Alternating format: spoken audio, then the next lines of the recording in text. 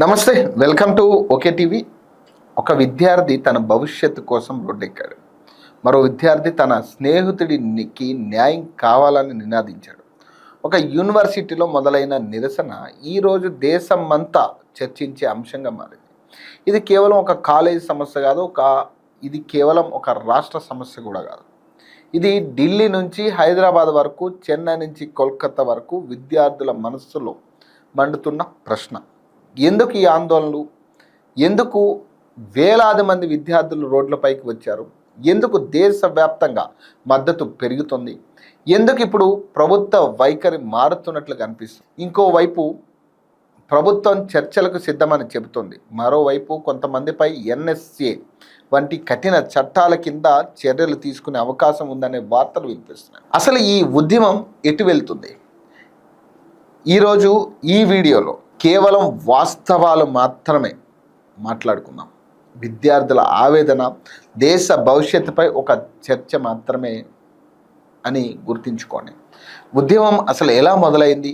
ప్రతి పెద్ద ఉద్యమానికి ఒక చిన్న కారణం ఉంటుంది, కానీ ఆ కారణం వెనుక సంవత్సరాలుగా పేరుకుపోయిన అసంతృప్తి ఉంటుంది. ఉద్యమం ఎలా మొదలైంది? ప్రతి ఉద్యమానికి కూడా ఒక చిన్న కారణం ఉంటుంది. ఆ కారణం వెనుక సంవత్సరాలుగా పేరుకుపోయిన అసంతృప్తి ఉంటుంది. ఈ ఉద్యమం కూడా అలాంటిదే. విద్యార్థులు చాలా కాలంగా కొన్ని అంశాలపై అసంతృప్తితో ఉన్నారు. పరీక్షల నిర్వహణ, విద్యా విధానంలో మార్పులు, నియామకాల్లో ఆలస్యం, క్యాంపస్ స్వేచ్ఛ, హాస్టల్ సమస్యలు, ఫీజు పెంపు, ఇలాంటి ఎన్నో అంశాలు ఒకదాని తర్వాత ఒకటి పేరుకుపోయాయి. చివరకు ఒక ఘటన, ఒక నిర్ణయం, ఒక సంఘటన దేశవ్యాప్తంగా విద్యార్థుల్లో అసహనాన్ని బయటకు తీసుకొచ్చింది.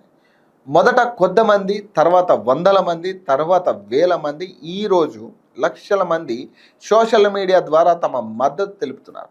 ఉద్యమం ఎందుకు దేశవ్యాప్తంగా మారింది అంటే, దేశంలోని ఒక్క విషయం చాలా ప్రత్యేకం.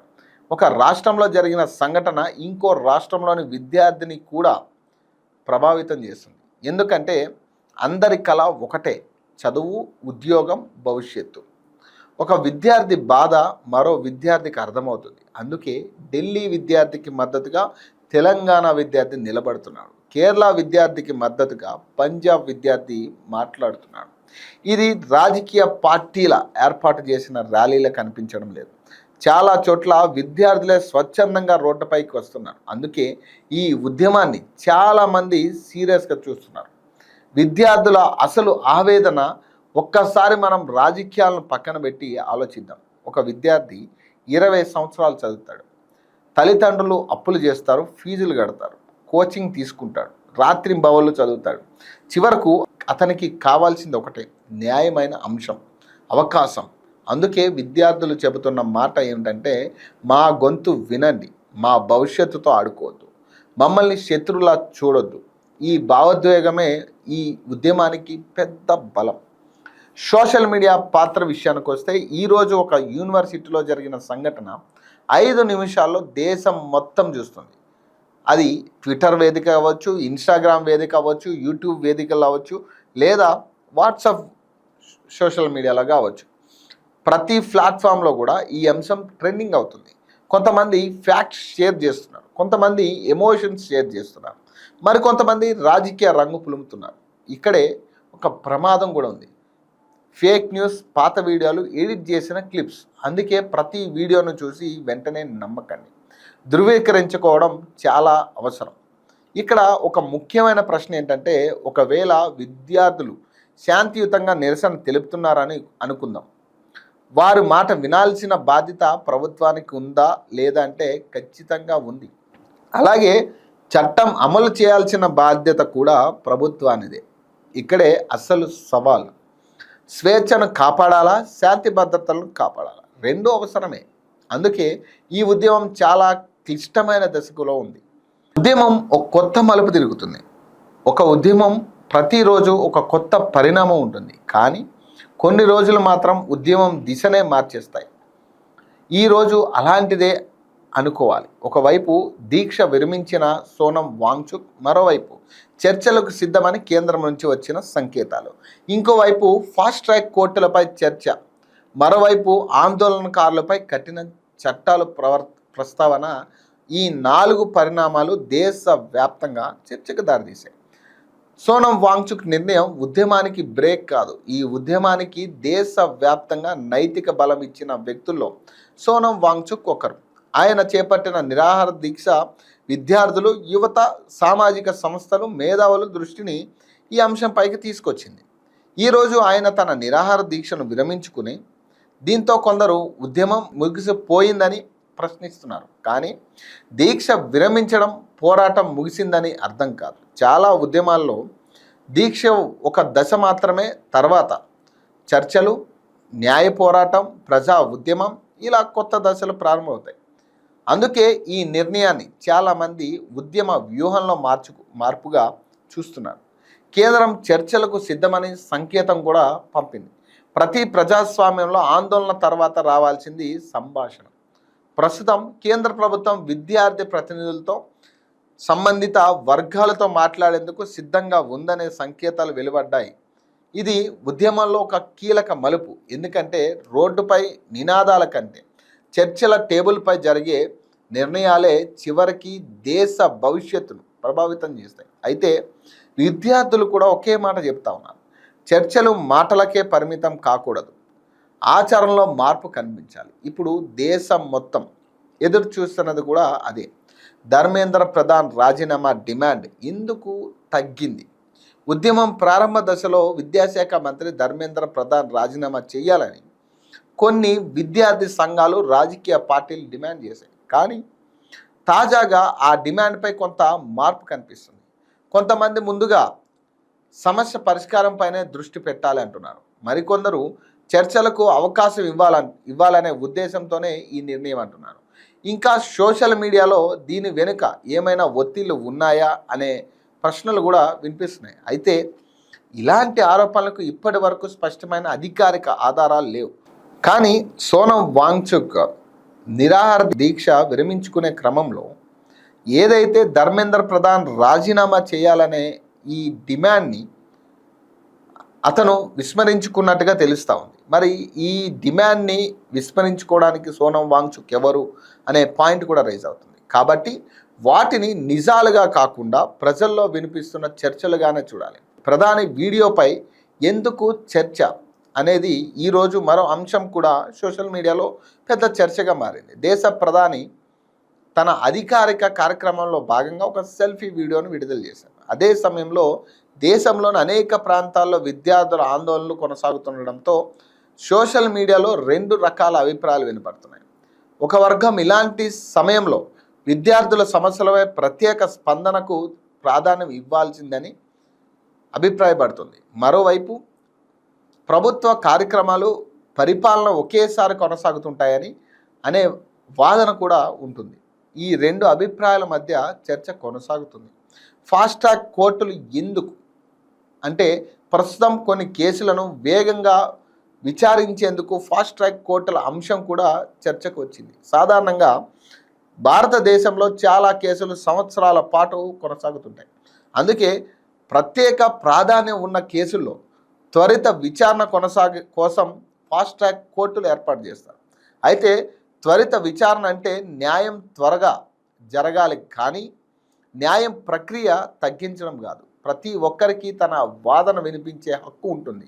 అది భారత రాజ్యాంగం ఇచ్చిన హక్కు.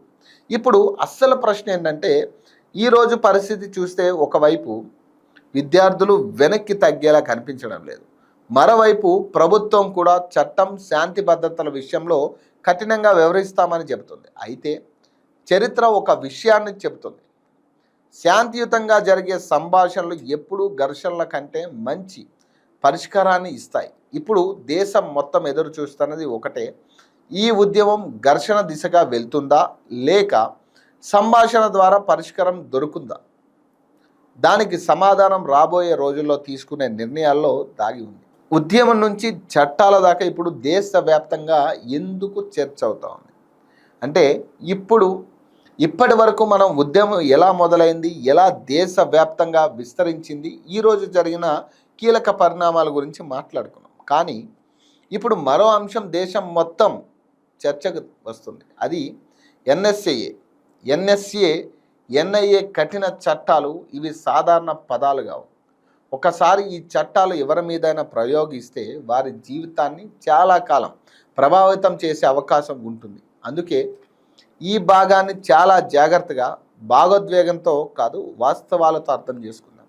మొదట ఒక్క విషయం స్పష్టంగా తెలుసుకోవాలి. ఇటీవల సోషల్ మీడియాలో ఉద్యమకారులపై ఎన్ఎస్ఏ వేస్తున్నారు, ఎన్ఐఏ రంగంలోకి దిగుతుంది అనే వార్తలు విస్తృతంగా వైరల్ అవుతున్నాయి. కానీ ఇక్కడ ప్రతి ఒక్కరు ఒక విషయం గుర్తుంచుకోవాలి. ఎవరిపైనైనా ఏ చట్టం ప్రయోగించాలన్నా దానికి సంబంధించిన చట్టపరమైన ప్రక్రియ ఉంటుంది. కేవలం సోషల్ మీడియా పోస్టులతోనో లేదా ఆరోపణలు ఎవరు దోషులైపోరు. మన రాజ్యాంగ ప్రకారం ప్రతి వ్యక్తి కోర్టు నిరూపించే వరకు నిర్దోషిగానే పరిగణించబడతాడు. ఎన్ఎస్ఏఏ అంటే నేషనల్ సెక్యూరిటీ యాక్ట్ 1980, తెలుగులో జాతీయ భద్రత చట్టం. ఇది ఈ చట్టాన్ని ఎందుకు తీసుకొచ్చారంటే దేశ భద్రతకు ప్రమాదం కలిగించే పరిస్థితులు, పెద్ద ఎత్తున అల్లర్లు, ప్రజాశాంతి భద్రతలకు తీవ్రమైన ముప్పు, దేశ సమగ్రతకు ప్రమాదం, ఇలాంటి సందర్భాల్లో ప్రభుత్వానికి ప్రత్యేక అధికారాలు ఇవ్వడానికి ఈ చట్టం తీసుకొచ్చారు. ఎన్ఎస్ఏలో అత్యంత కఠినమైన అంశం ఏంటంటే సాధారణంగా ఒక వ్యక్తిని అరెస్ట్ చేస్తే 24 గంటల్లో కోర్టులో హాజరుపరచాలి. కోర్టు బెయిల్ కూడా ఇవ్వచ్చు. కానీ ఎన్ఎస్ఏలో పరిస్థితి భిన్నంగా ఉంటుంది. ఈ చట్టం కింద ఒక వ్యక్తిని విచారణ పూర్తి కాకముందే ప్రివెంటివ్ డిటెన్షన్ అంటే ముందస్తు నిర్బంధంలో ఉంచే అవకాశం ఉంటుంది. అంటే ఏదైనా సంఘటన జరిగిపోయిన తర్వాత మాత్రమే కాదు, జరగబోతుందని ప్రభుత్వం భావించిన ఈ చట్టాన్ని ఉపయోగించే అవకాశం ఉంటుంది. ఇదే కారణంగా ఈ చట్టం ఎప్పుడు చర్చల్లో ఉంటుంది. ఎన్ఎస్ఏ కింద ఎంతకాలం నిర్బంధించవచ్చు అంటే ఈ చట్ట ప్రకారం కొన్ని సందర్భాల్లో గరిష్టంగా 12 నెలలు వరకు నిర్బంధంలో ఉంచే అవకాశం ఉంటుంది. అయితే ప్రతి కేసులో 12 నెలలు అనే నియమం లేదు. సంబంధిత అధికారుల సమీక్ష, అడ్వైజరీ బోర్డు అభిప్రాయం, అలాగే ప్రభుత్వ నిర్ణయం వీటిపై ఆధారపడి వ్యవధి మారుతుంది. బెయిల్ పరిస్థితి ఎలా ఉంటుందంటే అసలు ఈ సెక్షన్ పడితే బెయిల్ వస్తుందా అంటే చాలామంది అనుకునేది అరెస్ట్ అయ్యాక బెయిల్ వస్తుందని. కానీ ఎన్ఎస్ఏలో బెయిల్ పొందడం చాలా క్లిష్టం. ఎందుకంటే ఇది సాధారణ క్రిమినల్ కేసు కాదు, భారతీయ జాతీయ భద్రతకు సంబంధించిన చట్టం. అందుకే కోర్టులు కూడా ప్రతి అంశాన్ని చాలా లోతుగా పరిశీలిస్తాయి. ప్రభుత్వం ఎందుకు ఉపయోగిస్తుందంటే ప్రభుత్వం చెప్పే వాదనలో చాలా స్పష్టంగా ఉంటుంది. దేశంలో శాంతి భద్రతలు దెబ్బతినకూడదు, ప్రజల ప్రాణాలు ప్రమాదంలో పడకూడదు, హింస వ్యాపించకూడదు, దేశ భద్రతకు ముప్పు రాకూడదు అని. అందుకే అత్యవసర పరిస్థితుల్లో ఈ చట్టాన్ని ఉపయోగించాల్సి వస్తుందని ప్రభుత్వాలు చెబుతుంటాయి. వీటిని ఎన్ఐఏ దర్యాప్తు చేస్తుంది. ఉద్యమంలో ఎన్ఐఏ పేరు ఎందుకు వస్తుంది అంటే అసలు ఈ ఉద్యమంలో, ఈ విద్యార్థి ఉద్యమంలో ఎన్ఐఏ పేరు ఎందుకు వస్తుందంటే ప్రస్తుతం కొన్ని వర్గాలు, కొన్ని ఘటనలో బయట శక్తుల ప్రమేయం ఉందా, నిధులు ఎక్కడి నుంచి వచ్చాయి, ఎవరైనా దేశ వ్యతిరేక చర్యలకు ప్రేరేపించారా అనే కోణాల్లో దర్యాప్తు అవసరమని చెప్తున్నాయి. మరోవైపు విద్యార్థి సంఘాలు మాత్రం మా ఉద్యమాన్ని ఉగ్రవాదం లేదా దేశద్రోహంతో కలపొద్దు, మా గొంతు వినండి అని చెప్తున్నారు. ఇక్కడ కూడా 2 వాదనలు వినపడతా ఉన్నాయి. ఏది నిజం అనేది దర్యాప్తు సంస్థలు, కోర్టుల ప్రక్రియల ద్వారా మాత్రమే తేలుతుంది. ఒక విద్యార్థి జీవితంపై దీని ప్రభావం ఒక్కసారి ఊహించండి. 20 సంవత్సరాలు చదివిన ఒక విద్యార్థి ఒక నిరసనలో పాల్గొన్నాడు. తర్వాత అతనిపై తీవ్రమైన చట్టాలు ప్రయోగించబడ్డాయి. అది నిజమైన కేసా లేదా అపార్థమా అని తర్వాత కోర్టు చెప్తుంది. కానీ అంతవరకు ఆ విద్యార్థి కుటుంబం, తల్లిదండ్రులు, భవిష్యత్తు, మానసిక ఒత్తిడి, ఉద్యోగ అవకాశాలు ఇవన్నీ కూడా ప్రభావితం అయ్యే అవకాశం ఉంటుంది. అందుకే చట్టాలు ఎంత బలంగా ఉండాలో అవి అమలు చేసే బాధ్యత కూడా అంతే జాగ్రత్తగా ఉండాలి. ప్రజాస్వామ్యంలో విద్యార్థి గొంతు వినిపించడం కూడా హక్కే. దేశ భద్రతను కాపాడడం కూడా ప్రభుత్వ బాధ్యతే. ఈ రెండిటి మధ్య సమతుల్యత సాధించడమే అసలు సవాలు. అభిప్రాయం వ్యక్తం చేసే హక్కు, శాంతియుతంగా సమావేశమయ్యే హక్కు, ప్రశ్నించే హక్కు ఇవన్నీ ఉన్నాయి. అయితే అదే రాజ్యాంగం మరో విషయం కూడా చెప్తుంది. ఈ హక్కులు చట్టపరమైన పరిమితుల్లో ఉండాలి. హింస, ప్రభుత్వ ఆస్తుల ధ్వంసం, ఇతరుల హక్కులకు భంగం కలిగించడం ఇవి ప్రజాస్వామ్య నిరసనలో భాగం కావు. అందుకే శాంతియుత నిరసన ఒక హక్కు, హింస మాత్రం ఎవరికీ హక్కు కాదు. ఈ ఉద్యమం మనకు నేర్పిన పాఠం, ఈ సంఘటన మనకు ఒక గొప్ప పాఠం నేర్పుతుంది. ఒక విద్యార్థి రోడ్డెక్కే పరిస్థితి వస్తే అది ఒక్క రోజుల్లో జరగదు.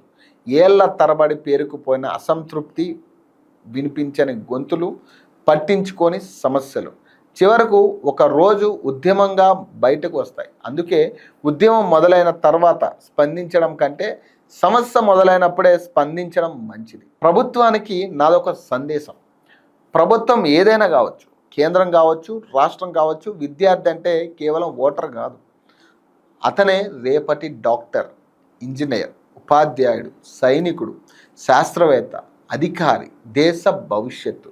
వారి గొంతు వినిపించినప్పుడు దానికి శత్రువు గొంతులు కాకుండా భారత భవిష్యత్తు మాట్లాడుతున్న గొంతులా వినగలిగితే ప్రజాస్వామ్యంలో మరింత బలపడుతుంది. ఇప్పుడు విద్యార్థులకు నాదొక సందేశం.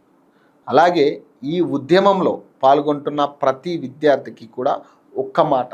మీ ఆవేదన విలువైనది, మీ ప్రశ్నలు న్యాయమైనవే ఉండొచ్చు, కానీ ప్రతి అడుగు చట్టబద్ధంగా ఉండాలి. ఎందుకంటే ఒక తప్పు, ఒక రెచ్చగొట్టే చర్య, ఒక హింసాత్మక ఘటన మొత్తం ఉద్యమాన్నే బలహీనపరుస్తుంది. మీ గొంతు బలంగా ఉండాలి, కానీ మీ మార్గం శాంతియుతంగా ఉండాలి. ఈరోజు రోడ్డుపై నిలబడ్డ ప్రతి విద్యార్థి అడుగుతున్న ప్రశ్న ఒకటే: మా భవిష్యత్తును వినే దేశంగా భారత్ నిలుస్తుందా? ఆ ప్రశ్నకు సమాధానం రాబోయే రోజుల్లో ప్రభుత్వం తీసుకునే నిర్ణయాల్లో ఉంటుంది, విద్యార్థులు ఎంచుకునే మార్గంలో ఉంటుంది, మరియు ప్రజాస్వామ్యాన్ని మనం ఎంత బాధ్యతగా కాపాడుతున్నామనే దానిలో ఉంటుంది. నేను ఆశించేది ఒకటే: హింస కాదు, సంభాషణ గెలవాలి. అణచివేత కాదు, న్యాయం గెలవాలి. విభజన కాదు, విద్యార్థి భవిష్యత్తు గెలవాలి. ఎందుకంటే ఒక దేశాన్ని నిర్మించేది భవనాలు కాదు, ఆ దేశ యువత. సో కాబట్టి ప్రతి ఒక్కళ్ళు కూడా విద్యార్థి గెలవాలని మాత్రమే కోరుకుంటున్నాం, విద్యార్థుల డిమాండ్లు గెలవాలని మాత్రమే కోరుకుంటున్నాం. ఖచ్చితంగా దీని మీద వీలైనంత త్వరగా కేంద్ర ప్రభుత్వం స్పందించాలి, ఒక నిర్ణయం తీసుకోవాలని కూడా మా ఓకే టీవీ తరపు నుంచి మేము కూడా కోరుకుంటున్నాం. మరిన్ని అప్డేట్స్ కోసం చూస్తూనే ఉండండి ఓకే టీవీ.